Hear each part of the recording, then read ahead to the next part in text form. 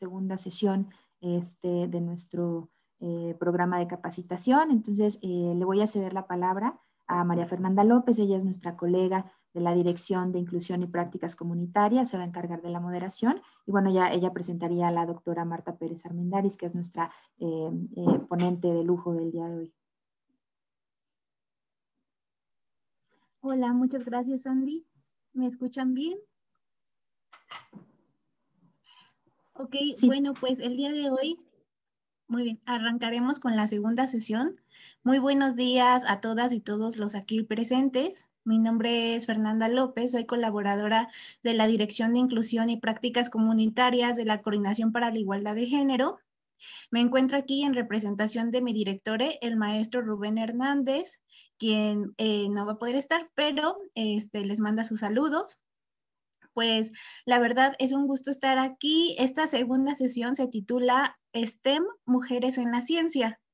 STEM, yo quería comentarles, pues hace referencia a estas disciplinas de las ciencias, tecnologías, ingenierías y matemáticas, por sus siglas en inglés.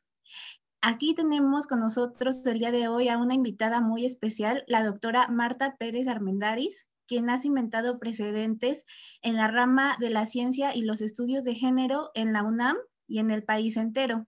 Es un honor tenerla con nosotros, doctora Marta, y compartir con las comisiones de quien también usted impulsó este proyecto de las comisiones internas.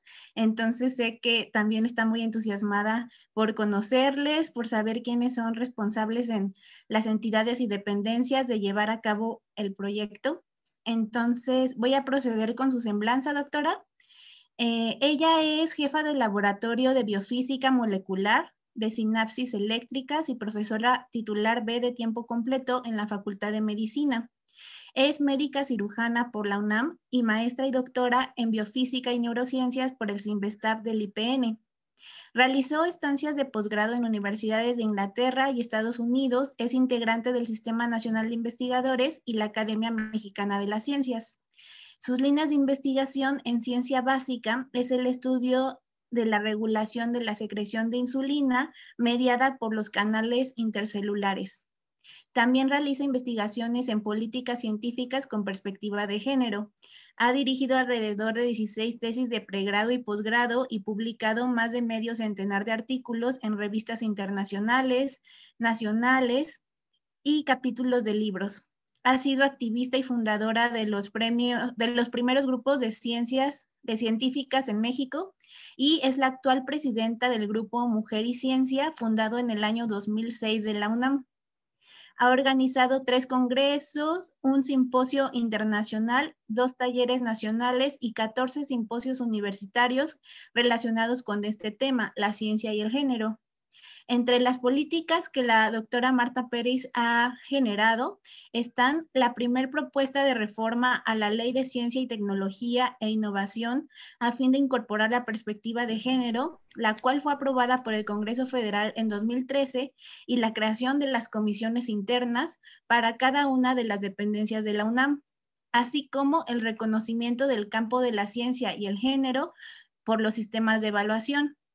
Entre los reconocimientos que ha recibido están el premio del Instituto Pfizer a sus investigaciones en ciencia básica y el premio Omecíhuatl 2017 por sus aportaciones en las mujeres en la ciencia. Yo añadiría que también es integrante de nuestro grupo asesor en la Dirección de Inclusión y Prácticas Comunitarias en el proyecto Mujeres en la Ciencia en la UNAM. Y bueno, el día de hoy, pues en esta sesión le doy la más cordial bienvenida y espero pues sea de mucha ayuda y utilidad, no solamente para las facultades, institutos de investigación que aborden estos temas directamente, sino también para los bachilleratos que se encuentran presentes, para que entiendan los sesgos de género en las ciencias, en las áreas o en las áreas de especialización a los que sus estudiantes van antes de ingresar a la licenciatura, donde también existe este sesgo. Es un honor tenerla con nosotros y le doy la bienvenida, doctora. Bueno, pues muchas gracias. Es un honor, la verdad, estar con ustedes el día de hoy. Agradezco mucho a la Coordinación de la Igualdad de Género, en particular, ¿verdad?, a quienes me han presentado y también a la doctora titular de la misma, y Tamara Martínez y al maestro Rubén Hernández. Muchísimas gracias por la invitación. Es un honor, como menciono, estar el día de hoy aquí. Entonces vamos a pegarnos a la agenda que nos han facilitado nuestras organizadoras y voy a compartir pantalla para este fin. Entonces, aquí lo están viendo, ¿verdad? Ya todo está en la pantalla. Entonces, bueno, pues vamos a hablar sobre algunas de las contribuciones que hemos hecho, en particular como Grupo Mujer y Ciencia, en el contexto, por supuesto, de la invitación que tenemos el día de hoy. Entonces, miren, muy brevemente les comento que mi trabajo es a nivel, pues, celular principalmente y molecular, y combino diferentes técnicas biológicas y electrofisiológicas, biofísicas, y me centro en, como ya mencionaron quienes me presentaron, en los canales intercelulares que permiten la comunicación intercelular entre las células vecinas. Estos están en todas las células del cuerpo y lo menciono en particular pues para que tengan un contexto de cuál es el trabajo que yo llevo a cabo de tiempo completo. No obstante, pues siempre he tenido desde que estudié en el posgrado interés por las ciencias humanidades y sociales, y en este aspecto me he dedicado pues propiamente también toda la vida a trabajar y a investigar en materia de ciencia y género, y en este sentido pues como ya me presentaron, pues principalmente me he enfocado a impulsar y a investigar políticas públicas con perspectiva de género en la ciencia. Y bueno, vamos a ver estos puntos que tenemos en la agenda como algunos ejemplos, y que es sobre la segregación horizontal y vertical para aquellos que no los conozcan. Muchos de ustedes seguramente ya los tienen muy claros, pero bueno, vamos a cubrirlo tanto en la educación como en la academia y en la investigación. También qué factores influyen en la determinación de estos sesgos y cómo estos sesgos afectan a la Universidad Nacional Autónoma de México. Y bueno, qué hemos hecho como un grupo independiente, autónomo, que se ha organizado por iniciativa propia, este grupo Mujer y Ciencia UNAM, que actualmente tiene más de 100 integrantes y muchas de ellas en el Sistema Nacional de Investigadores, incluso en su nivel 3. Entonces, vamos a ver aquí también cómo las comisiones internas para la igualdad de género de la UNAM pueden incidir en estos avances. Y todo esto lo veremos muy brevemente a fin de alternar con sesiones donde ustedes pues hagan justamente, den sus opiniones y sus propuestas o preguntas, lo que ustedes quieran. Entonces, como primera parte, pues bueno, vamos a ver esta parte de la segregación horizontal y vertical en la educación y en la academia. Y bueno, basta recordar que nuestra universidad es una de las más grandes del mundo, donde tenemos 218,334 alumnos de licenciatura tan solo, y tenemos que muchos, una buena parte de ellos están en 10, 11 carreras, que son las que se muestran aquí en la parte superior izquierda, y que bueno, esto implica un gran reto tremendo para la universidad, el cumplir, sobre todo ahora en tiempos de pandemia, con esta demanda tan alta en la educación. Y bueno, también tenemos un número muy amplio, muy considerable de alumnos de maestría y de doctorado. En cuanto al personal académico de la UNAM, pues bueno, aquí globalmente, como ustedes ven, es un 44.6%, de acuerdo a la información que nos otorga la propia universidad. Y bueno, aquí ustedes ven en esta tabla que pueden encontrar en la agenda académica, ¿no?, de la universidad, en la agenda estadística de la universidad, pues cómo están distribuidas las mujeres y los hombres dependiendo de la figura académica de la que se trate. Entonces, pues baste ver, ¿no?, que tenemos un número muy elevado, digamos, de investigadores y profesores y profesoras de carrera de tiempo completo, y además de que, claro, también tenemos un importante apoyo de profesoras de asignatura. Y aquí tenemos la distribución de cómo esto ocurre y podemos ver que, bueno, en todos los casos, pues de acuerdo al porcentaje que ya les mencioné global, pues sí son menores las mujeres. Entonces ya desde ahí tenemos, pues, ¿verdad?, una menor representación. No hemos alcanzado la igualdad, a excepción, ¿verdad?, de las plazas de técnico académico. Entonces, bueno, ¿qué es la segregación horizontal? La segregación horizontal, bueno, quizá antes de entrar en esto, mencionar nada más brevemente que ha cambiado mucho la matrícula en los últimos años en todo el mundo y en México también. Desde 1985 aproximadamente empieza a haber una incorporación muy importante de las mujeres en la educación superior, como vemos en esta gráfica de la izquierda, y también en el posgrado. Y bueno, esto pues ha conllevado también a un reto importante para irnos adecuando a estas nuevas necesidades en la universidad. Y bueno, entonces los sesgos horizontales.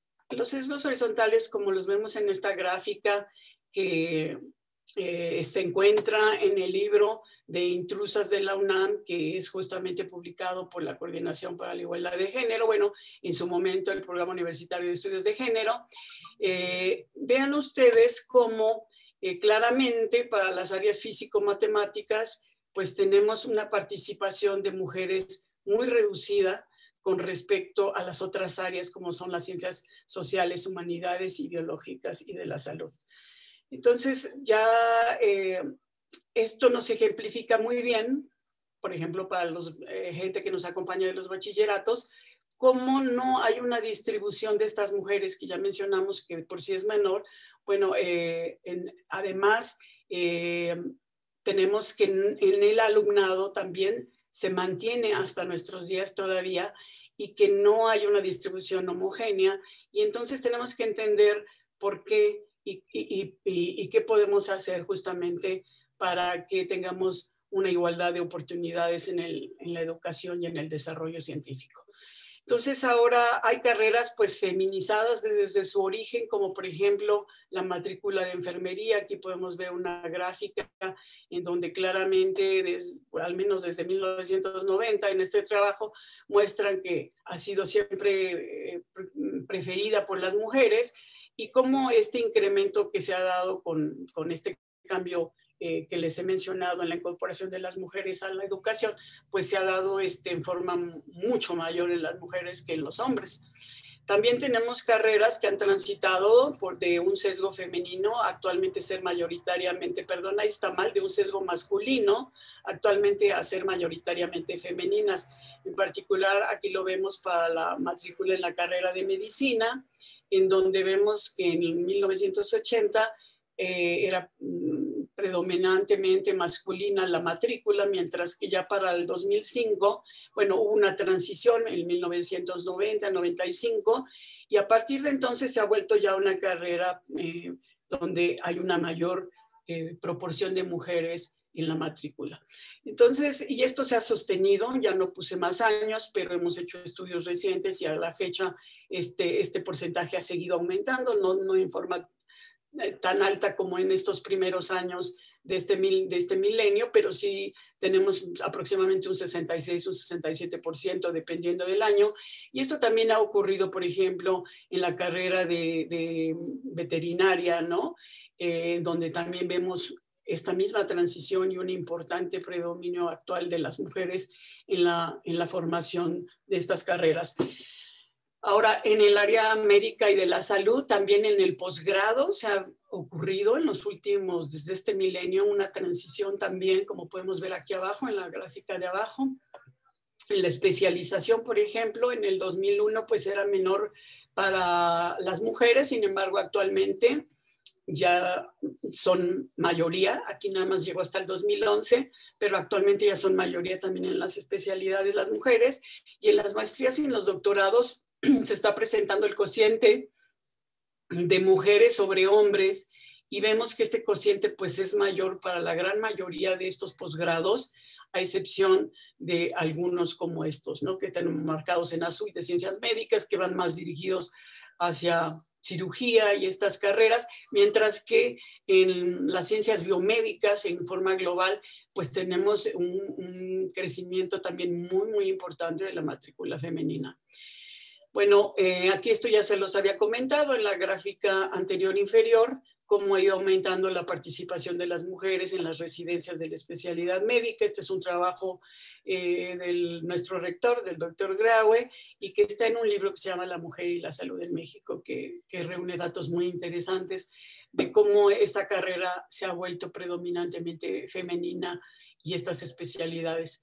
Ahora, por el contrario, como mencioné a un principio, pues bueno, están las ingenierías y las físico-matemáticas, donde tenemos todavía un rezago, y esto es a nivel mundial, no es nada más de México, pero claro, hay países que tienen otras distribuciones y habrá que aprender de ellos, por ejemplo, como Portugal, donde ahí hay mucho más participación de las mujeres en estos campos tan predominantemente o tradicionalmente masculinos.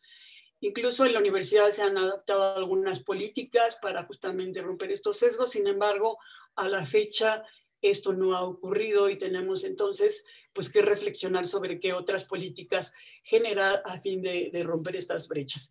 Y bueno, como segregación vertical también tenemos que en el posgrado, bueno, ¿a qué nos referimos con segregación vertical? Bueno, ahora cuando vamos subiendo en la escala de la formación de los alumnos, pues también vamos viendo ciertos cambios en las distribuciones. Ya mencioné hace rato algunos en los posgrados del área biomédica, pero globalmente a nivel nacional podemos ver aquí que con los datos de CONACYT, que aún las mujeres tienen menos becas para el posgrado que los hombres, lo cual pues habla de que de alguna manera se mantienen ciertos sesgos de género, en este caso particularmente para su apoyo a realizar estudios de posgrado, ¿no?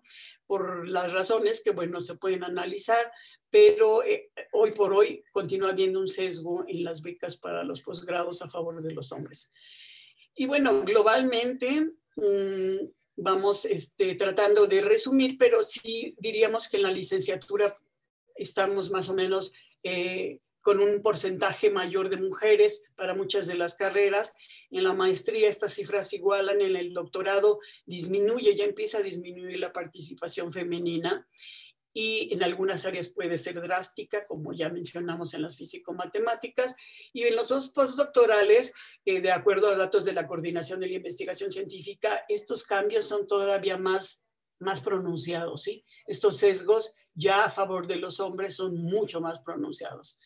Ahora, como segunda parte, pues bueno, vamos a ver en la academia y en la investigación, y si quieren aquí podemos hacer unos 5 minutos de comentarios, y si alguien quiere comentar algo o para que nos envíen preguntas, lo que ustedes gusten. Entonces, tomamos el tiempo, ¿no, Marifer? Por favor, gracias.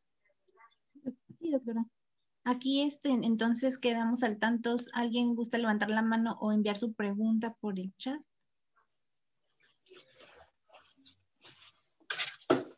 Si no, pues continuamos y al final podemos ampliar el tiempo de preguntas también, ¿verdad? Como prefieran. Aquí nos llega una. Ajá. Sí. Dice que Enrique Martínez, ¿qué ha detonado el cambio tan notorio en las ciencias médicas? Perdón, es que aquí no apagué esto.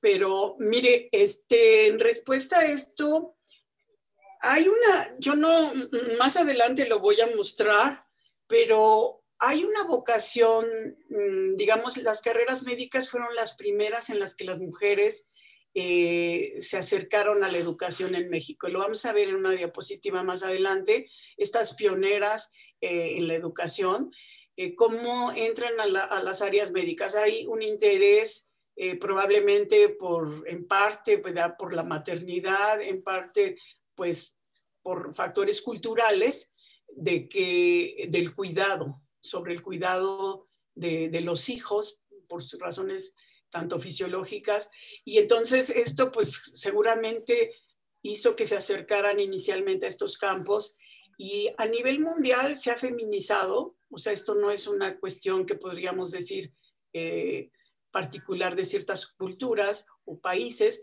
sino esto ocurre a nivel mundial y hay un interés pues innato, podríamos decirlo así, que se sostiene desde hace ya 2 siglos, casi 2 siglos o 1 siglo y medio al menos, de las mujeres por estas áreas, ¿no? Del conocimiento. E incluso en la investigación, como empezamos a ver ahora en estos datos que les mostré anteriormente, ¿no? Entonces, si hay otra pregunta o podemos al final también ampliar más sobre el tema, o si la persona que lo preguntó quiere comentar algo, con mucho gusto. Sí, doctora, mire, le comento, hay 2 participaciones que quieren hablar. Está Elsa Guevara de FE Zaragoza y Lisette Campos pidieron la palabra. ¿Cómo andamos de tiempo? ¿O lo dejamos para la siguiente ronda? O a ver, de una vez, si quieres, de una vez. Ajá. Llevamos 15 minutos. ¿Qué le parece si hacemos 3 participaciones por cada ronda? Ok, me parece muy bien. Muy bien, entonces Elsa Guevara se encontrará por ahí. Bien, aquí estoy. A ver, yo tengo una pregunta, Marta. ¿Qué tal? Mucho gusto. Hola, Marta. Hola, hola. A mí me gustaría que hablaras sobre el androcentrismo en los programas de estudio, porque en medicina y en otras carreras de repente se dice es que ya hay más mujeres, pero hay más mujeres, pero también enfrentan 2 condiciones muy adversas. Una, el androcentrismo en los programas de estudio, y la otra, distintas formas de invisibilización, segregación, marginación, que está presente, muy presente. Bueno, los estudios de Luz María Moreno sobre la violencia que viven las estudiantes de medicina son impresionantes. Entonces, a mí me gustaría que hablaras sobre aquello de que sí ya entraron, pero en qué condiciones están en ese tipo de carrera. La siguiente, de una vez, ¿no, Marifer? Las leemos o escuchamos a las otras 2 personas de una vez. Sí. Lisette, por favor. Sí, gracias. Buenos días, doctora Marta, muchas gracias por su ponencia. Quería yo consultarle si nos pudiera compartir un poco respecto de la teoría que usted tendría de por qué hay mujeres que no se integran al mundo de la ciencia dura. En algún momento leí un estudio en el que hacía referencia de que los propios programas, al ser hechos por hombres, no tomaban en cuenta ciertas habilidades de las mujeres. Quisiera saber si usted apoya esta teoría o si tiene alguna otra. Gracias. Ok. Sí, esas ya serían todas. Ok. Bueno, con respecto al comentario de la doctora Guevara, vamos a ver más adelante justamente cómo no porque entren las mujeres a medicina y egresen más que los hombres, tenemos una equidad o una igualdad de género. Justamente si hay, ya desde la época, digamos, en la formación médica, hay estos aspectos como la violencia de género que reflejan justamente el que la formación médica es muy androcentrista. Entonces, sí, eso estoy totalmente de acuerdo, pero vamos a ver con los ejemplos que siguen en las siguientes secciones justamente cómo se refleja esta cultura, digamos, que todavía no se ha, pues, digamos, ampliado hacia la perspectiva de género, y justamente esa es la finalidad de lo que queremos como comisiones hacer. Entonces, simplemente ahorita estamos viendo cómo se han ido incorporando a la educación las mujeres, incluso a las fechas actuales, y cómo se mantienen los sesgos horizontales y verticales, como vamos a ver, ¿no? También ahora en la academia, ¿no? Porque no porque egrese una persona de una carrera tiene el trabajo, ni tiene la contratación, ni tiene el desarrollo en la ciencia garantizado, ¿sí? Y en la educación. Entonces, ahora en cuanto a la academia, y ahí es donde empezamos a ver estos sesgos importantes, también podemos tocar estos temas más a fondo más adelante, cuando llegamos a la discusión general, pero a fin de abarcar pues el programa que nos pidieron nuestras coordinadoras de este evento, pues vamos a seguir. Entonces tenemos que hay una menor representación de las mujeres en los cargos académicos, Esto lo vemos, por ejemplo, aquí con un ejemplo que yo les muestro, global de la universidad, de datos de la universidad, donde vemos, estos son datos del Sistema Nacional de Investigadores, de elaboración propia, con alumno de un grupo que tengo de ciencia y género. Y entonces, miren, ustedes ven cómo tenemos que en el Sistema Nacional de Investigadores ya hay una diferencia muy clara y que estas diferencias son mucho más marcadas en las ciencias de la vida y exactas con respecto a las ciencias de las humanidades y sociales, donde casi ya existe una equidad, ¿no? En este sistema que constituye para la gente del bachillerato un estímulo económico o al que le llaman primas de desempeño y que justamente se otorga de acuerdo a criterios que en principio consideran la productividad, aspecto que nuevamente hay sesgos y no está bien orientado, y justamente hemos hecho comentarios y propuestas para que esto cambie, pero hoy por hoy, digamos, esta es la representación que hay en este sistema, con sus defectos que tenga, y aquí a la derecha podemos ver cómo esto depende además del área, que es un aspecto en que nosotros hemos aportado a la investigación. Nos ha interesado mucho irlo analizando por las diferentes áreas, y entonces podemos ver que estos son números totales en el Sistema Nacional de Investigadores, y podemos ver cómo, dependiendo del área, pues hay una mayor o menor representación de mujeres. Vemos las que tienen un recuadro verde, son las áreas 4 y el área 3, donde las mujeres ya son más que los hombres. No obstante, vemos que el resto de las áreas son predominantemente representadas por hombres, en números totales, ¿sí? Vamos a ver después qué pasa conforme va aumentando el nivel en el Sistema Nacional de Investigadores, porque tiene 3 niveles.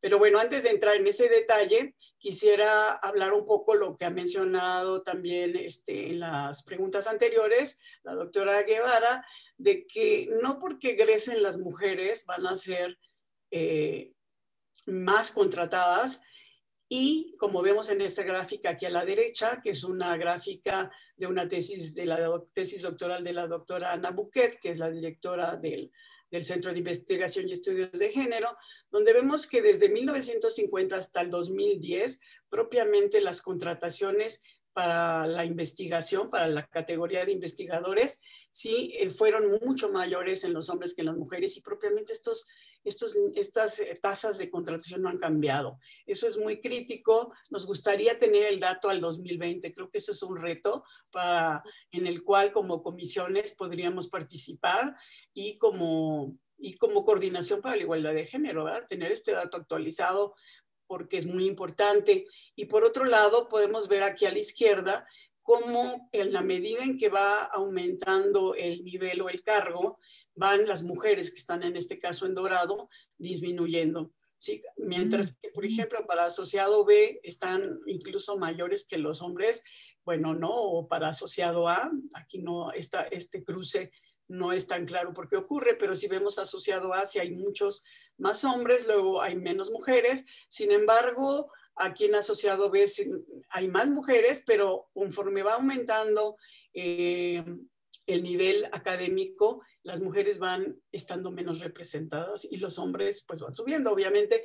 Y esto pues es justamente uno de los sesgos de género verticales que queremos tratar, o ejemplifica para la gente de los bachilleratos.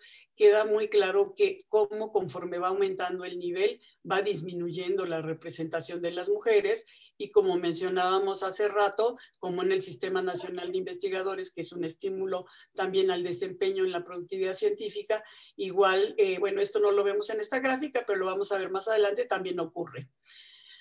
Ahora, también tenemos sesgos. Como ya mencionamos, las mujeres son menos representadas en el personal académico que los hombres. Aquí los vemos para las facultades, y a excepción de psicología, aquí hay un sesgo por área otra vez. Ahí sí tenemos que las mujeres son más, están más representadas, pero en todas las demás áreas no ocurre esto, ¿sí? Esto es a nivel de facultades.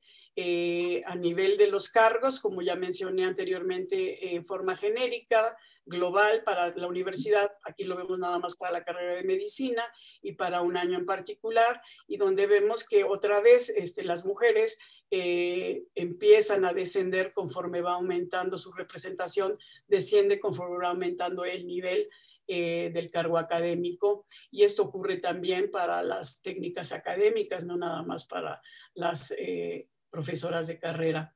Y bueno, aquí tenemos una gráfica muy bonita que muestra esto del grupo del Programa Universitario de Estudios de Género, actualmente CIEG, o Centro de Investigación de Estudios de Género, y vemos cómo en forma global, esto es para la universidad en general, vemos cómo van recambiando la presencia de las mujeres, que aquí está marcada en azul, ¿sí? Pero vemos cómo va disminuyendo de acuerdo al cargo, ¿no? Entonces, mientras que en técnicos académicos es casi igual, conforme se va, por ejemplo, profesores ya titulares, ya vemos que ya hay menos mujeres, y conforme sube el nivel, que ya lo hablamos, baja su representación, y esto se acentúa más en la investigación, en el cargo de investigadoras. Entonces, bueno, también tenemos una menor promoción para los estímulos académicos, o lo que conocemos como PRIDE, y esto aquí lo pueden ustedes observar en estas gráficas del libro de Intrusas, cuyas editoras están en el Centro de Investigación y Estudios de Género. Y entonces podemos ver cómo otra vez las mujeres tienen un estímulo de PRIDE en todas las categorías A, B y C, menor que los hombres, ¿no? Y en el D, pues no se diga, mucho más. Sin embargo, aquí las mujeres suben un poco de PRIDE A, PRIDE B a PRIDE C en los últimos años. Esto es del 2009, no es tan reciente tampoco, pero nunca llegan a superarlos. Y hay como un techo aquí de cristal que podemos ver, que obliga a que estas bajen importantemente en el nivel D, como lo vemos aquí a la derecha para las investigadoras, donde solamente tienen un 28.3% el nivel D, las mujeres, con respecto a un 71.7% de los hombres, lo cual es muy, muy drástico. Entonces, vemos que ahí hay un techo importante de cristal que tenemos que romper. Y bueno, también tienen un menor reconocimiento de las académicas a sus aportaciones. Estoy hablando en forma general, global, para todas las áreas. Hay áreas que esto se acentúa más, pero en forma global todavía existe para todas las áreas. Y por ejemplo, aquí tenemos en los reconocimientos nacionales, pues el número de méritos continúa en la universidad, el número de méritos continúa siendo de 1 a 10 hasta el 2015. Y menos del 5% de las mujeres forman parte del Colegio Nacional, de los integrantes del Colegio Nacional, y menos del 7% de las mujeres son integrantes de la lista de los premios nacionales. Entonces, ahí estos sesgos verticales de los que hablamos se acentúan tremendamente, como podemos verlo, y ya no son diferencias ni del 5, ni del 7, ni del 10%, son diferencias enormes. Entonces, estos son datos, pues como ven ustedes, más o menos del 2015, 2018, son datos que tomé de la doctora Elena Ruiz Azuara, que en una plática que nos dio, y del 2018, y entonces están actualizados esa fecha, y bueno, son impresionantes. Y por ejemplo, en la Facultad de Medicina, pues nosotros nos dimos a la tarea de revisar este aspecto, y fíjense, en más de 150 años o por ahí, de haberse creado la Escuela Nacional de Medicina y después Facultad de Medicina actualmente, pues hemos tenido solamente un premio, un profesor emérito, una profesora emérita, en este caso Amelia Samano Bishop, mientras que ha habido 27 para hombres. Entonces, esto nos da idea nuevamente de los retos que tenemos en pleno, ¿no?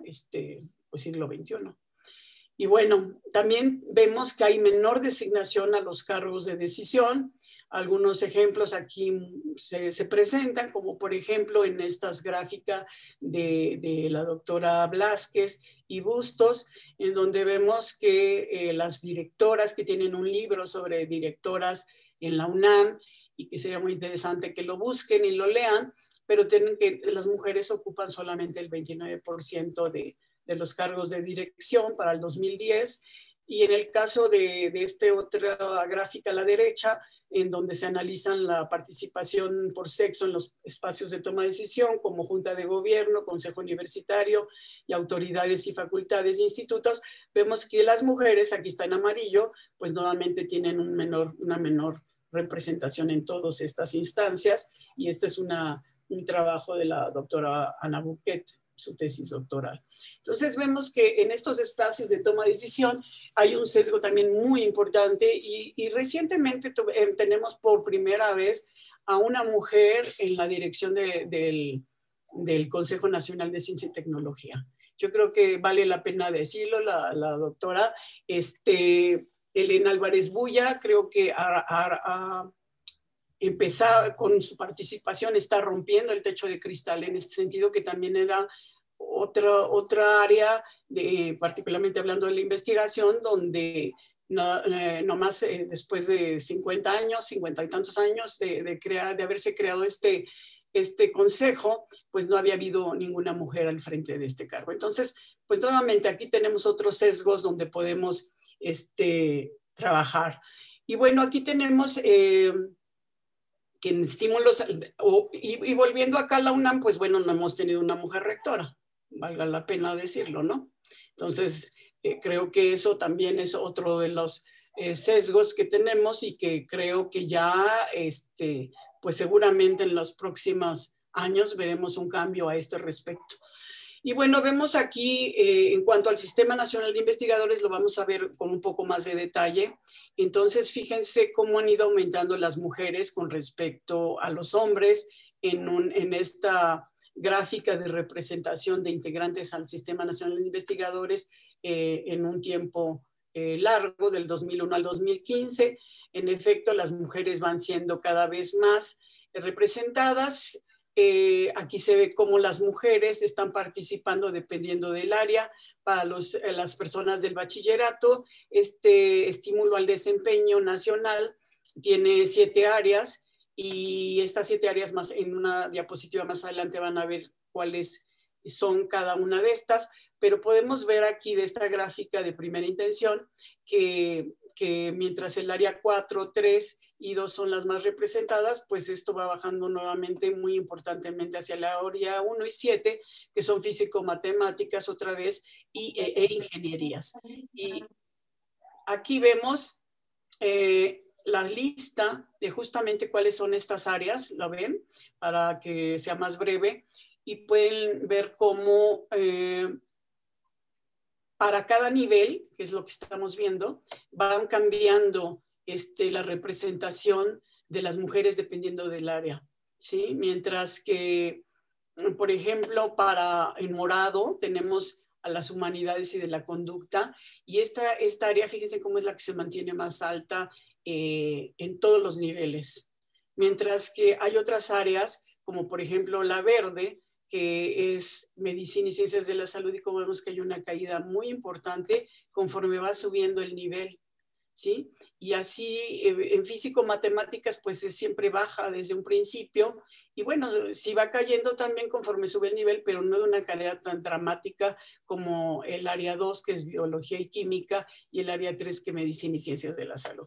Por alguna razón en estas áreas hay sesgos más fuertes, y tienen que ver un poco, van a lo que comentaba la doctora Guevara anteriormente, como ahí prevalece una cultura más androcéntrica que de alguna manera se ve reflejada en estas gráficas. Este es un trabajo que presentamos en un número monográfico que también les recomiendo mucho que lean, porque es de los 2 números monográficos que existen a la fecha sobre mujeres en la ciencia, y este fue coordinado por la doctora Judith Subieta, quien también participará en este curso.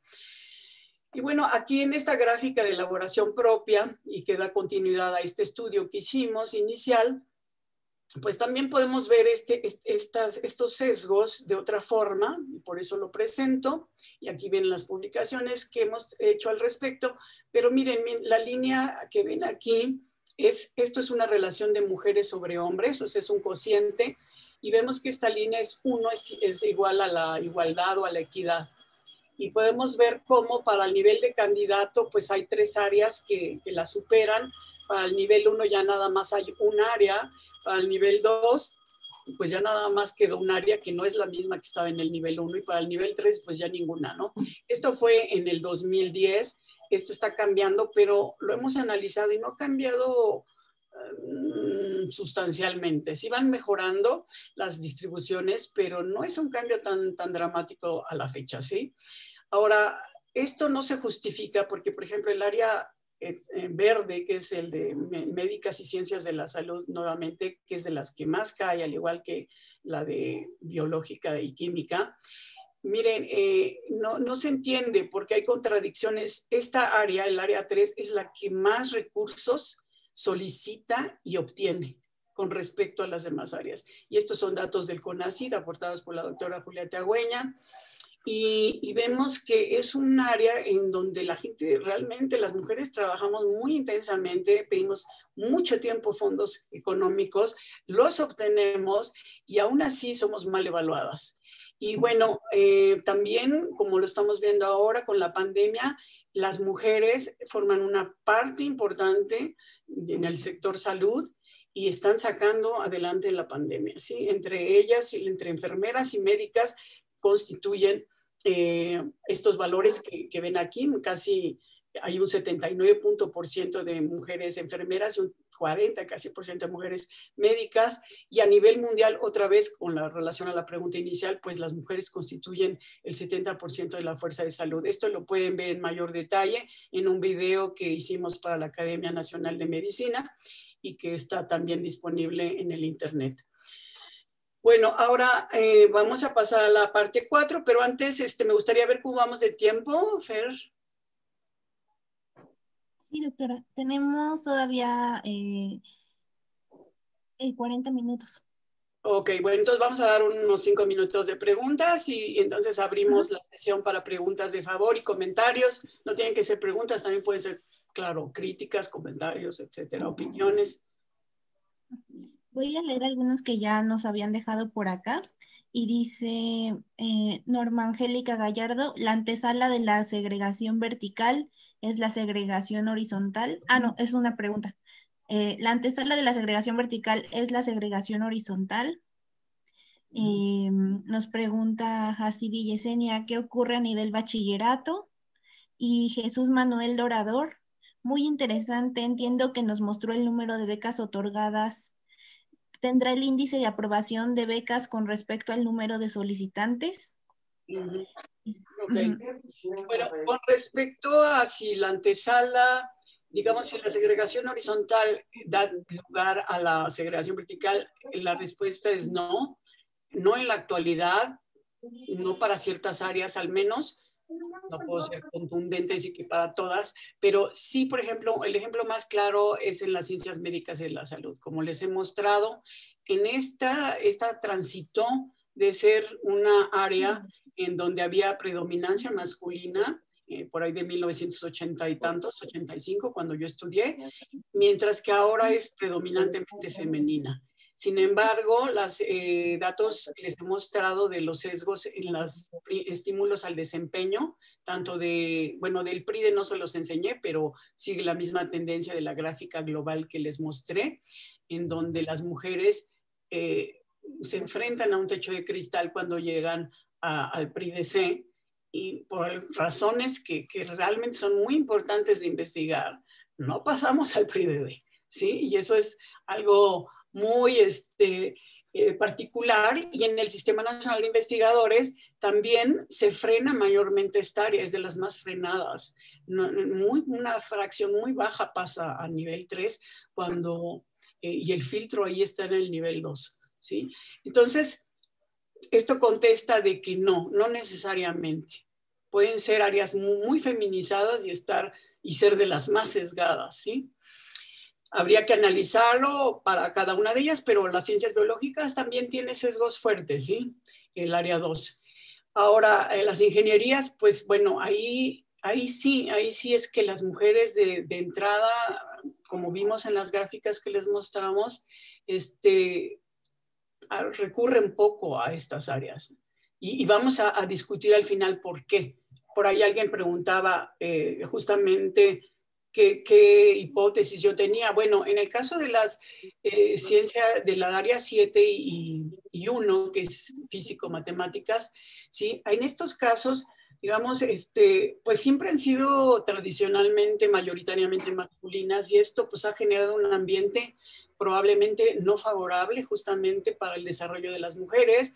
Hemos tenido pláticas con la doctora, por ejemplo, Cristina Verde, que es investigadora del Instituto de Ingeniería, y pues ella, ¿verdad?, nos comenta que sí, en efecto, a un principio se sentía incómoda, ¿no?, de llegar a una carrera donde había una o dos mujeres, pero con el tiempo, pues digo, se ha ido acostumbrando, pero eso no quiere decir que como es tan baja la representación de las mujeres ahí, han transformado poco su entorno en términos de incluir la perspectiva de género.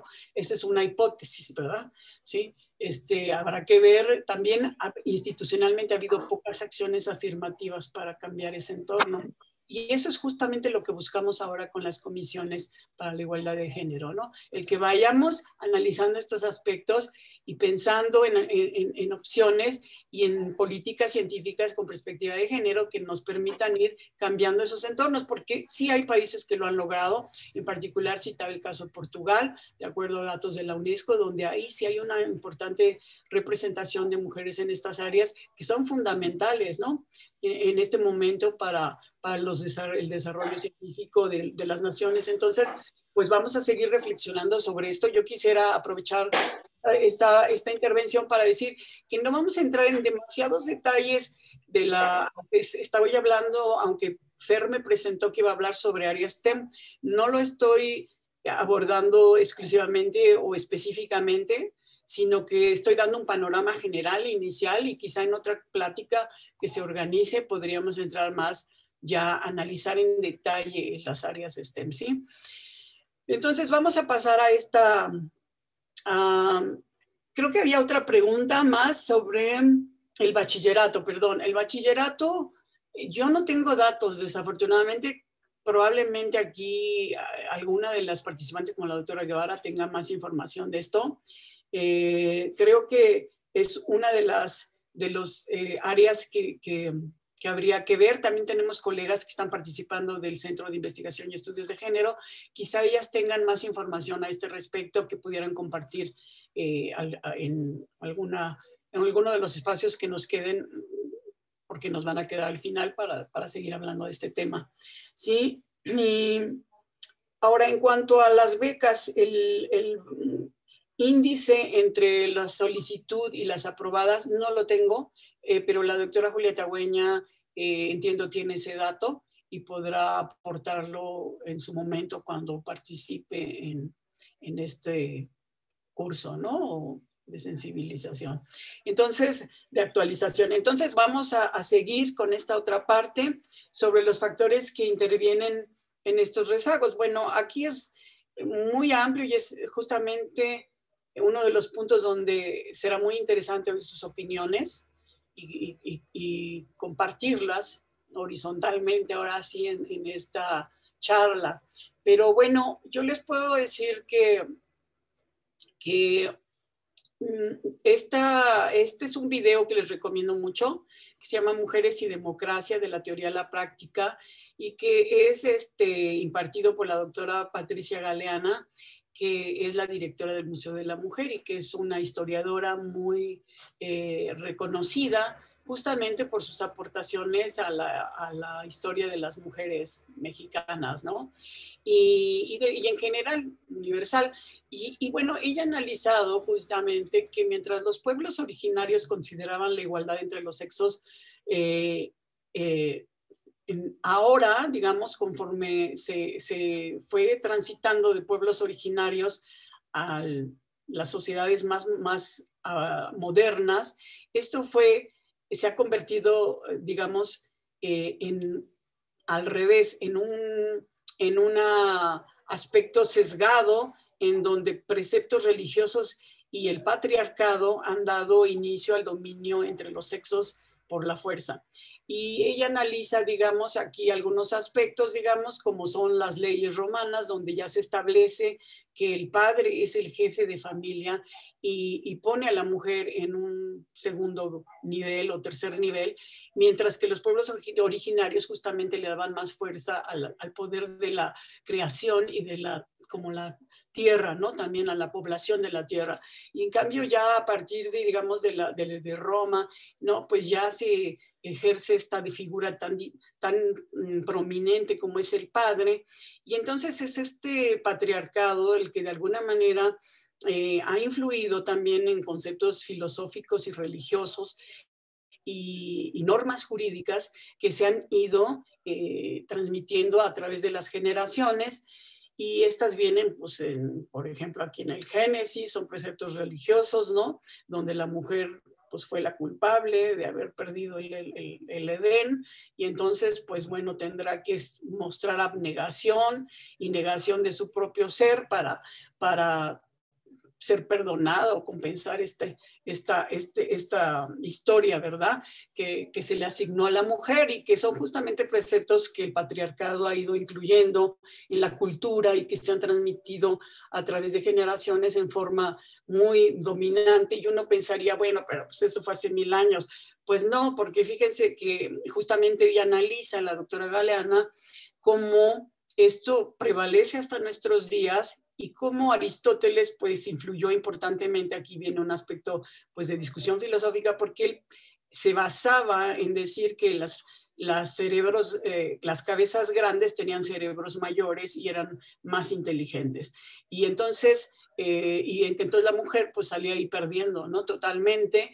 Y cómo ahí Platón difería de él, sin embargo, ganó la posición o la visión aristotélica, en donde pues la mujer piensa, según muchos, ¿verdad? Es menos capaz para ciertas habilidades científicas, como lo dijo el propio dean de Harvard, Lawrence Summers, y que le costó pues justamente el que saliera, ¿no? de Harvard. Fue corrido de alguna manera por en el 2006 todavía estar diciendo que las mujeres tenían menores habilidades para las matemáticas. O también James Damore, que era un trabajador de Google y que también todavía en estas fechas contemporáneas, aquí no puse el año, perdón, no lo recuerdo ahorita, pero fue más o menos contemporáneo a lo de Lawrence Summers, en donde también decía que las mujeres tenían menos habilidades para ¿no? todas las áreas de las ingenierías. Y esto, pues bueno, es más contemporáneo que nada. Entonces, estas ideas de las que hablamos, estos preceptos culturales y filosóficos, pues han trascendido. Y a lo largo de la historia, pues las mujeres, ¿verdad?, destacadas, han justamente buscado el romper con estos atavismos que nos han históricamente heredado. Y entonces podemos ver, hay muchos ejemplos, ella en esta plática los da, véanla, es muy interesante, pero bueno, a mí me interesa citar que marca también 4 olas de feminismo, porque justamente el feminismo busca compensar o equilibrar estos sesgos que se han generado culturales para el avance de la mujer en la educación y en la ciencia y en sus derechos democráticos, ¿no? Entonces la primera ola pues justamente buscó conseguir el voto, el sufragismo, porque las mujeres ni siquiera tenían derecho a votar, como vemos en estas tablas, y esto fue un logro justamente que, fíjense, empieza desde 1824 en México y acaba hasta 1953, fíjense todos los años que nos tomó a las mujeres poder lograr simplemente votar en el país, siendo de los países que empezamos a manifestarnos más tempranamente, acabamos siendo de los últimos 6 países en la región que dio el voto a las mujeres. Y bueno, la segunda ola, ¿verdad? Justamente, pues ya se refiere del feminismo, se refiere justamente a cómo las mujeres empiezan a demandar, ya no nada más por el voto, sino por su derecho a la educación. Y la tercera ola, pues justamente ya mete el derecho a la otredad y cómo esto se refiere a aceptar las diversidades sexuales, no nada más la cultura binaria. Y la cuarta ola, que es la que estamos viviendo y que todas y todos lo hemos vivido muy, muy, muy cercanamente en la universidad, es justamente esta cuarta ola en donde el feminicidio busca destruir el acoso sexual y los feminicidios que han sido tan crudos, una vivencia tan cruda que hemos tenido en México. Entonces, pues les recomiendo nuevamente este video importantemente. Y bueno, aquí vemos lo que hablábamos en la segunda ola, justamente, que es ya sobre la educación, pues a las pioneras de la academia en México, del área médica, por lo que mencioné, de que fue una de las áreas donde entraron inicialmente las mujeres a la academia, y posteriormente, bueno, aquí tenemos una cronología, ¿verdad?, de cómo fueron apareciendo la primera abogada, la primera dentista, la primera química, bióloga, física, etc. Entonces, pues poco a poco hemos ido incorporándonos en todas las diferentes áreas del conocimiento. Y bueno, también en esta segunda ola, esto fue hacia principios de la segunda ola, aquí hacia finales de la segunda ola, donde las mujeres hemos ido luchando por incorporar por los derechos a la educación y al desarrollo. Sí, tenemos que ha habido conferencias pioneras contra la discriminación de la educación, y aquí cito algunas. También en esta revista monográfica de CES hay un artículo de la doctora Olga Bustos, que ya no nos acompaña desgraciadamente, pero que fue una mujer que contribuyó mucho a esta área, y donde podrán ver algunas de estas reseñas, de estas declaraciones sobre convenciones para la eliminación de las formas de discriminación contra la mujer. Y hay un antecedente también muy importante, que fue que en México se llevó a cabo la Conferencia Mundial por el Año Internacional de la Mujer, convocada por la ONU, que nos marcó a nuestra generación en forma importante, ¿no? Nosotros éramos estudiantes cuando esto ocurrió, y pues sí fue algo que nos dejó huella y que justamente nos incentivó a seguir, a luchar en este sentido y a este respecto. Y bueno, tenemos que, por supuesto, la conferencia de Nairobi en 1985, pues fue clave para orientar, ¿no?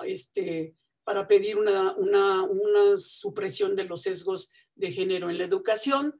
Y bueno, de esta manera nosotros entramos en esta segunda ola hacia finales del siglo XX, creando los primeros grupos para mujeres en las ciencias en México. Aquí tenemos 3 de ellos, creados en el Centro de Investigación y Estudios Avanzados del Politécnico, que se horizontalizaron a diferentes universidades a través de los congresos de la Sociedad Mexicana de Ciencias Fisiológicas, en donde convocábamos a reuniones y justamente empezamos a trabajar editando las primeras publicaciones para las científicas mexicanas, que ven ustedes aquí abajo, y que eran boletines o artículos en revistas, pero sobre todo boletines que distribuimos en diferentes universidades en los congresos también, entre ellas pues la Universidad Nacional Autónoma de México. Y bueno, algunas de las participantes de aquella época, de estos grupos pioneros, pues se mudaron a la UNAM, y algunas otras salimos al extranjero y regresamos también a la Universidad Nacional Autónoma de México.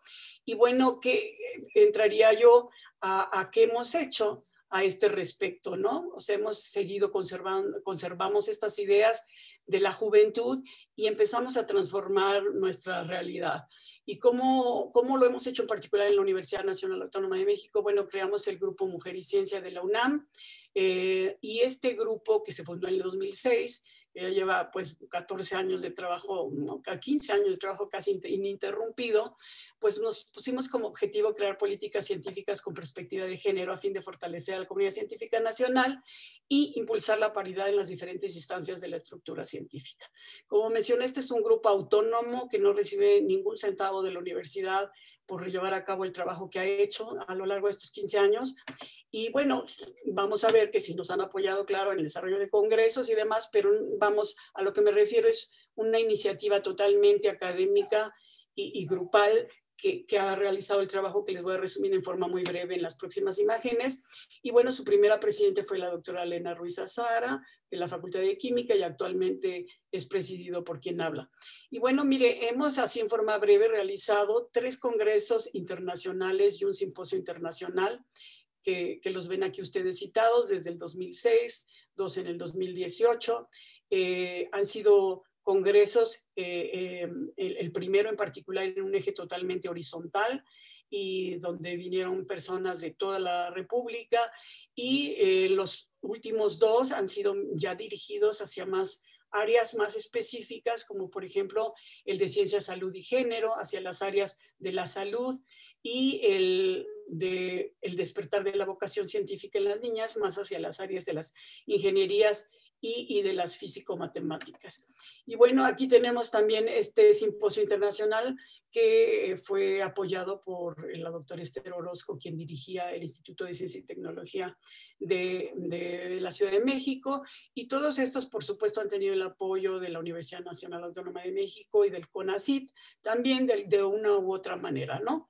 A veces más, a veces menos, ¿verdad? Pero bueno, el punto es de que ha habido este interés, y también hemos realizado 2 foros nacionales de género colaborado, en uno coorganizado, el otro organizado por nosotras, en donde pues hemos colaborado con las principales autoridades científicas del país, entre ellas el Foro Consultivo Científico Tecnológico y el CONACYT.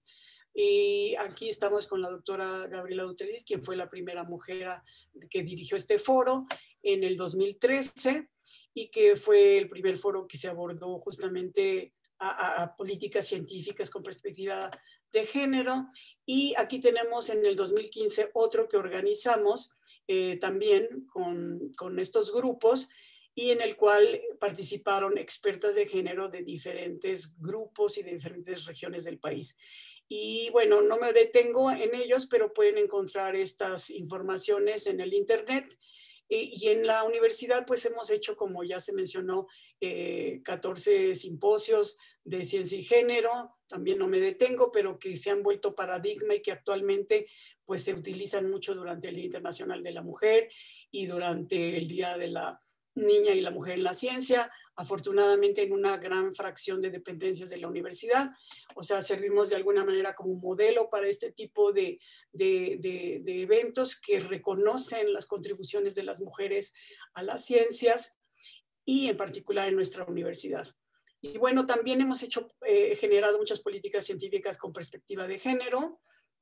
En particular, creo que podemos estar pues muy contentas de haber incluido la primera reforma a la Ley de Ciencia y Tecnología e Innovación, haber generado la primera propuesta, digamos, a este respecto, y que se publicó, bueno, esta propuesta se publicó en este artículo que les muestro y que viene en esta tabla 3, y esto fue en el 2010, pero fue una idea que surgió en el 2007 a raíz de generar uno de estos simposios de la universidad que llamamos Ciclos Mujer y Ciencia UNAM, y que después, al darnos cuenta, al analizar esta ley y ver que no tenía perspectiva de género, pues lo propusimos en 2 artículos a la comunidad científica y lo llevamos a la Cámara de Diputados, impulsamos esto en forma activa y lo llevamos a la Cámara de Senadores también, y de esta manera finalmente, aquí está mal, 2013 ya es de la Cámara de Senadores, pero finalmente la Cámara de Senadores en el 2013, el Congreso Federal en su conjunto,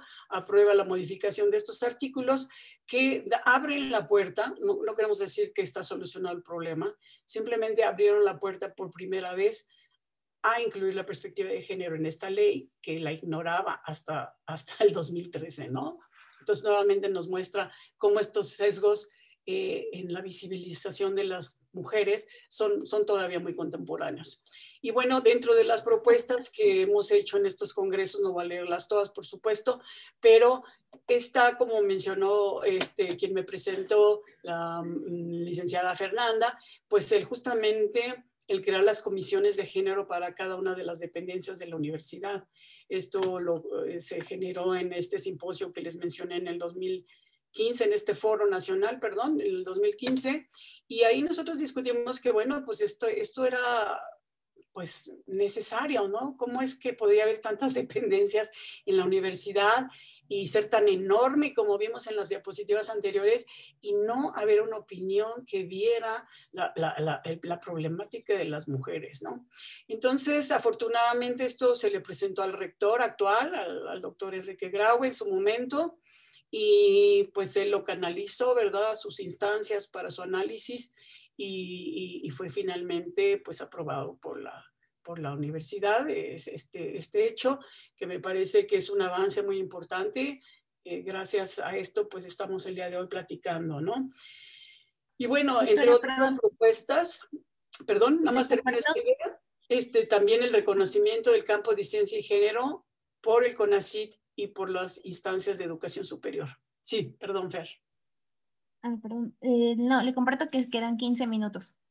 Ok, entonces, bueno, miren, vamos a pasar, también digamos otra cosa que hemos hecho es cómo horizontalizar la perspectiva de género en la estructura científica de la UNAM. Creo que nuestra agrupación ha aportado en este sentido, hemos hecho propuestas que se han visto en el Consejo Universitario, por ejemplo, para ampliar en el eje transversal a las diferentes áreas de las ciencias, la visión de género dentro del recientemente creado Centro de Investigación de Estudios de Género. Hemos propuesto el que haya una comisión de género en la coordinación de investigación científica, ¿sí? Y también pues hemos abonado y colaborado con la Coordinación para la Igualdad de Género para crear esta área de STEM, que se está creando y afortunadamente ya en la universidad, dado los sesgos importantes que hay en estas áreas en particular y que ya por falta de tiempo no me detengo, pero que seguramente habrá otra oportunidad. También a nivel del país, pues hemos impulsado la creación de una comisión de género en lo que es el Consejo Consultivo Científico y Técnico, no el Consejo Consultivo de Ciencias, perdón, Consejo Consultivo de Ciencias, que es un organismo asesor de la presidencia. Y bueno, creo que queda pendiente esta propuesta que es muy importante y que no se ha formalizado y que es el que el CONACYT reconozca el campo de ciencia y género como un área de investigación activa en el país. Y para muestra pues están las imágenes que les he, entre otros congresos que se han organizado por otros grupos en México, pero están justamente todas estas reuniones tan concurridas de gente que está trabajando ya en el tema y que sin embargo no existe un reconocimiento de esta área en todo el Sistema Nacional de Investigadores. Entonces queda pendiente esto. Tenemos libros publicados donde pueden enterarse más de estas cosas, videos de los cuales ya les he mencionado. Hemos hecho encuestas recientemente para la Coordinación para la Igualdad de Género ya, en donde nos preocupa mucho las evaluaciones, particularmente en esta época de la pandemia. En esta evaluación que hicimos, que tuvimos 120 respuestas, mostramos claramente cómo, mientras que el nivel de estrés, claro, ha aumentado tanto para hombres como para mujeres y el cuidado de la familia también, las mujeres tienen un miedo mayor a la evaluación en diferentes tipos de evaluaciones que les hemos preguntado, tanto en la dependencia como en la división de investigación de su dependencia, como en los informes de la DEGAPA, como en la evaluación del PRIDE. Ahí hay una cosa muy clara del temor tan grande que tenemos las académicas a la evaluación, justamente por estos sesgos verticales que les he mostrado anteriormente. Entonces, esto lo pueden ver en un video que también tiene la Coordinación para la Igualdad de Género en su página de Facebook. Y bueno, finalmente todas estas políticas las pueden ver en diferentes publicaciones que tenemos y que pueden ver a través de nuestra página web o otros espacios. Y esto no hubiera sido posible si no hubiéramos colaborado con muchos otros grupos de mujeres de dentro de la UNAM y fuera de la UNAM, y con un grupo de alumnos en un grupo que yo creé, un programa de servicio social de ciencia y género en la Facultad de Medicina, quienes han colaborado muy, muy importantemente en el desarrollo de estos congresos. Creo que queda pendiente este tipo de evaluaciones, por ejemplo, evaluar espacios ocupados por investigadores desglosado por sexos, recursos humanos pagados por la institución, pagados desglosados por sexo. La creación del Día Internacional de la Mujer, de la Mujer y la Niña en la Ciencia llega en el 2015, fíjense cuántos años después de que empezamos en México, en 1981, llega mucho tiempo después, sin embargo, ha impulsado importantemente este campo en todo el mundo y en la universidad también. Aquí vemos una cronología de cómo se ha ido desarrollando y ampliando este campo tan importante de ciencia y género en México, hasta llegar a la creación de la Coordinación para la Igualdad de Género, y cómo empezamos pues en forma pionera desde 1983 en esto. Entonces, ¿cómo afecta a la universidad? Quisiera muy brevemente mencionar algunas ideas para que las completemos con sus intervenciones. Miren, aquí vemos que, como todos ustedes saben, nuestra universidad ha ido creciendo en su rating internacional en forma importante y sostenida en los últimos del 2015 a la fecha. Y creemos que ese crecimiento no va a ser posible si no se incorpora la perspectiva de género importantemente, ¿sí? Este desarrollo y avance científico no va a ser posible. ¿Por qué? Porque las mujeres ya constituimos una porción muy importante en la academia, tanto a nivel de la educación, de la enseñanza, como a nivel de la investigación. Entonces, si queremos seguir avanzando, tenemos que impulsar el desarrollo de las mujeres en nuestra propia universidad. Y con más, pues enseñar a nuestras alumnas y alumnos a respetar la perspectiva de género. Entonces, para esto, pues requerimos bastante trabajo, requerimos presupuesto, y pensamos que pues hay mucho trabajo, digamos, pero es para darles una idea global por dónde va o por dónde vamos, ¿no? O nuestras ideas a este respecto.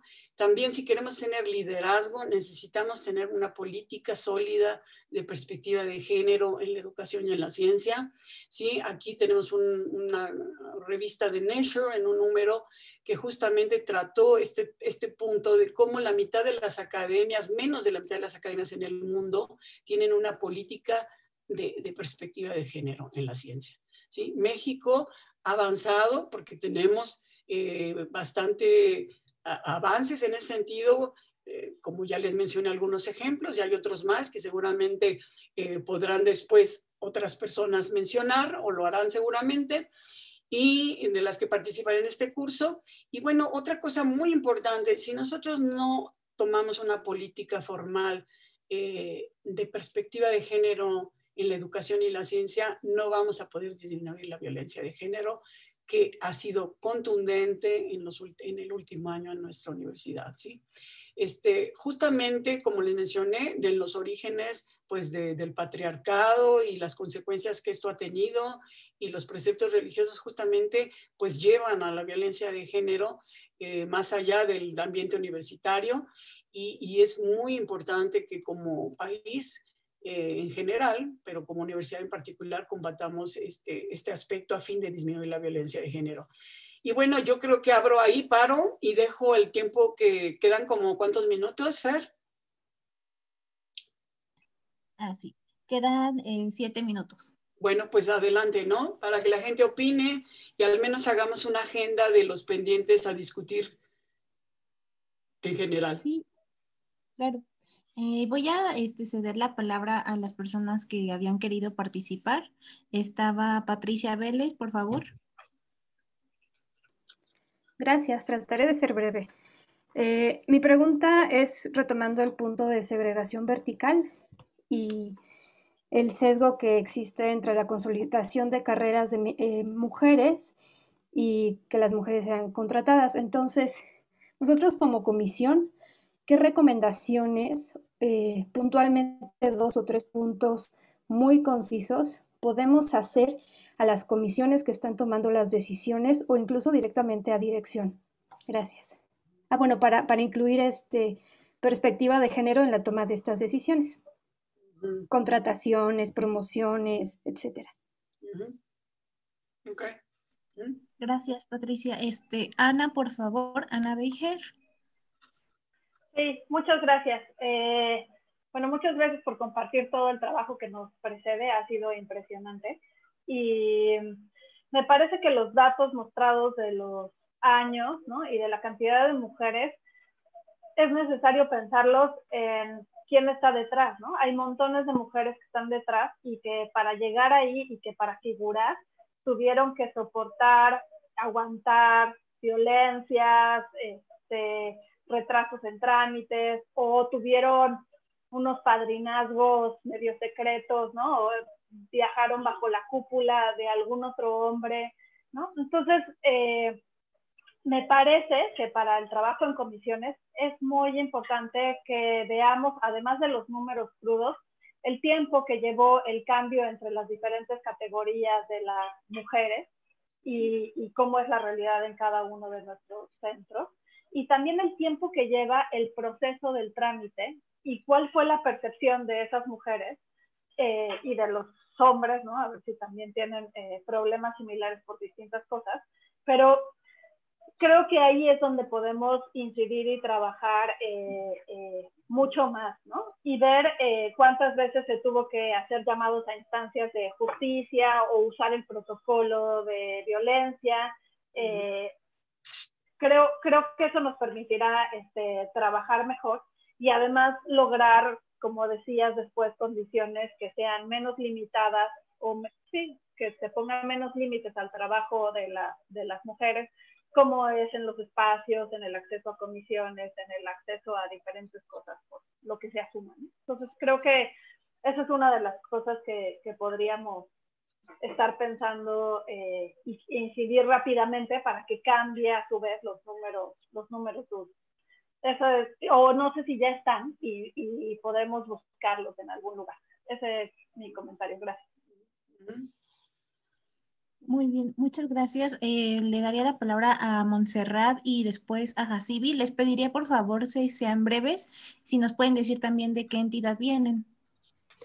Hola, buenos días. Yo soy del CCH Vallejo. Antes que nada quiero agradecer a la doctora la ponencia. Hubieron datos que yo desconocía, entonces aprendí muchas cosas nuevas. Lo mío es más bien un comentario. Comentaban sobre la forma de evaluar, ¿no? Y cómo muchas veces eso repercutía en que de pronto las mujeres no queremos hacer más por el miedo a la evaluación, ¿no? Yo quiero comentar que recientemente cuando entregué mi informe de media plaza que tenía, el comentario de la comisión que me revisó fue: quita lo relacionado al feminismo porque no va. Fue el comentario que me hizo la comisión.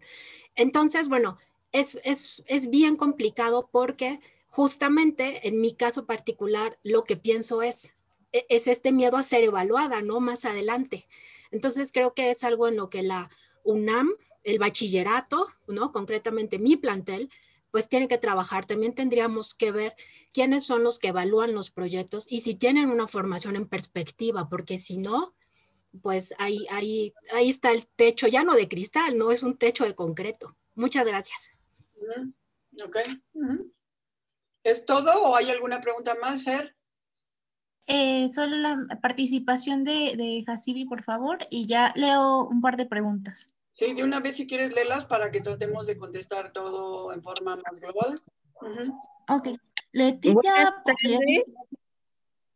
Vengo yo del CCH Azcapotzalco y bueno, antes que nada le agradezco a la doctora por presentar estos datos que pues son escalofriantes, nos muestra una realidad que vivimos en la UNAM y que bueno, debemos de trabajar y para ello es la pregunta de qué podemos hacer para disminuir estos sesgos que están muy presentes y que bueno, se ve muy claro un techo de cristal que tenemos, pero sobre todo vemos que nos hemos paralizado en estos cambios, en estas transformaciones y bueno, vemos la realidad de lo complicado que es, porque digamos, no ha llegado una rectora a nuestra universidad. Entonces, me gustaría saber qué propuestas tiene para disminuir estos sesgos. Muchas gracias.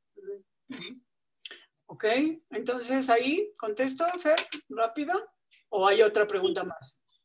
Sí, hay más preguntas y comentarios. Tenemos mucha participación, afortunadamente, pero gusta contestar y si hay tiempo, si no se las hacemos llegar.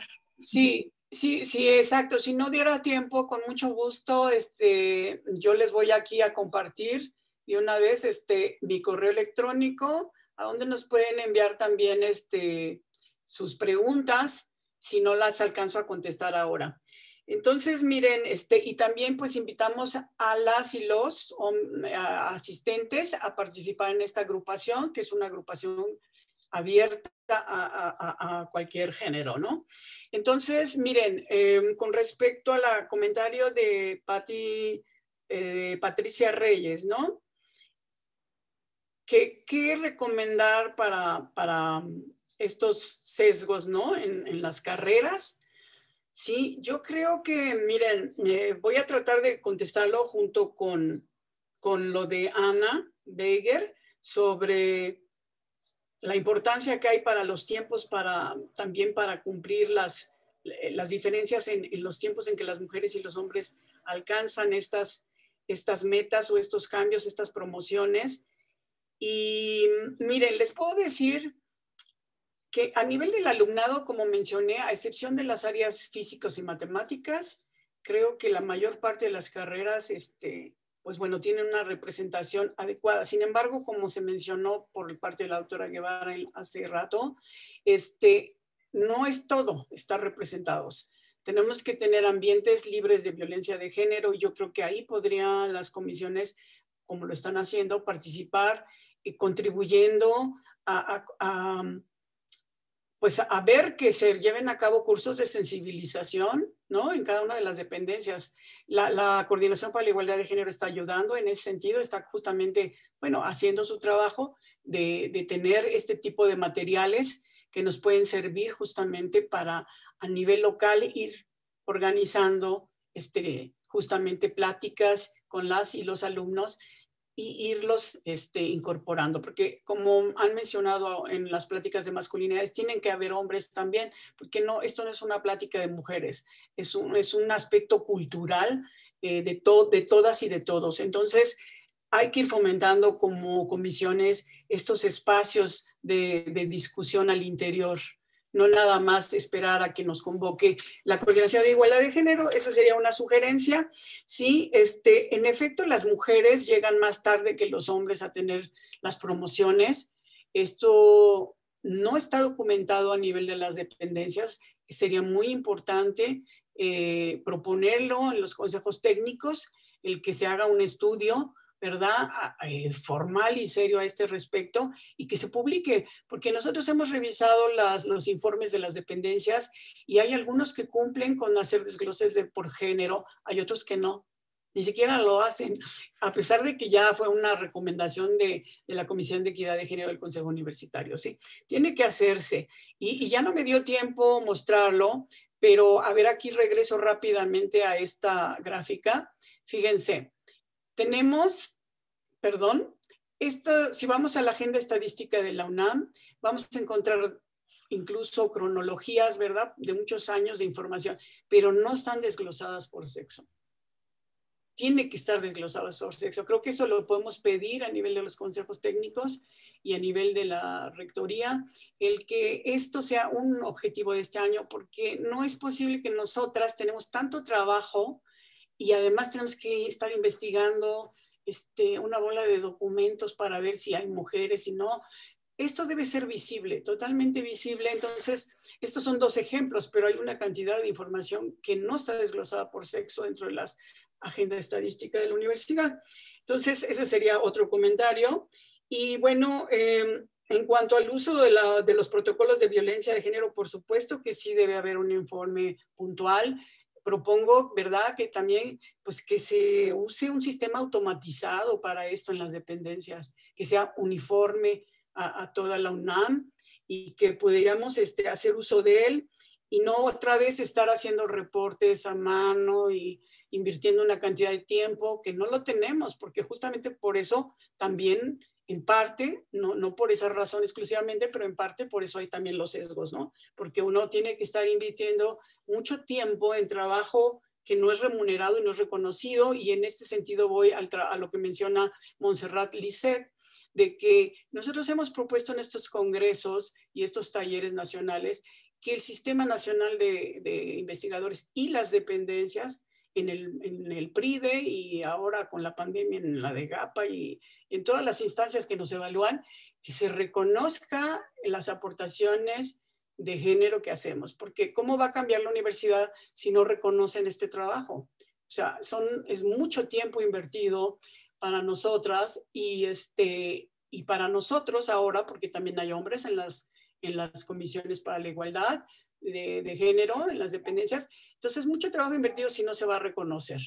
Entonces, tiene que ser reconocido, así como el estimular el que haya una paternidad y maternidad compartida y cuántos hijos tenemos, porque no es trivial el cuidado de los hijos, ni es un tema menor. Si queremos una sociedad sana, tenemos que tener un buen cuidado de los hijos. Entonces, estas cosas sí deben de irse transformando y deben ser parte de los sistemas de evaluación. Si ustedes gustan ver el video que hicimos con la Coordinación para la Igualdad de Género, que les cité en la plática, ahí vienen muchas propuestas que pueden ser útiles para que ustedes las analicen y seleccionen de ahí las que consideren que son pertinentes, pero que muchas de ellas fueron propuestas por un consenso amplio de hombres y mujeres, no es nada más de nuestra agrupación en esta encuesta que les mencioné.